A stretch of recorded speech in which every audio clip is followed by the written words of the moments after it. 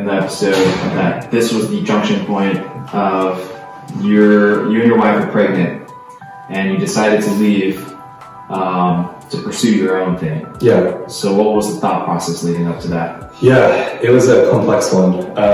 So I have this great career path within Ubiquity Networks, where I was basically leading a lot of the design programs there, coming out with a lot of consumer products. But at the same time, my wife and I were at a stage where we're like, hey, we kind of want to start a family. So obviously that was like the very stable path, and in my head, maybe as the designer or the artist in me, it started to feel a little cagey of like, okay, like if that's like the path and it's like so predictable, like what else is there to do, right? And so and part of it too was influenced by myself. Robert had a few friends that were also entrepreneurs, like in a circle that I was starting to do some side projects with. So he was introducing me to some really cool people, and so one of those people, who's now a really good friend of mine, Durwood, he was an NBA scout for the Grizzlies, and he was in the process of starting his own equipment brand for basketball players.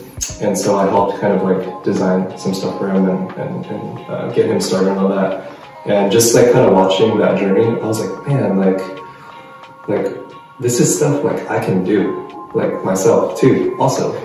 So yeah, just kind of that itch and that seed just got planted there of like, okay, I'm doing this for a bunch of other people and I'm happy for them and I'm happy to see their success, but like, why am I not doing it for myself? Mm-hmm. And so that itch kind of started, I think, in like 2016, and you know, and then as we got pregnant, it just like shit got real, honestly, and it's like, okay, if I don't quit now, when am I going to quit? Because it's very easy. It's like once you have the family and the kids, you got to get the house, you got to keep the salary, and you got to worry about not getting laid off. And so this was like the only time for me to like just take the plunge.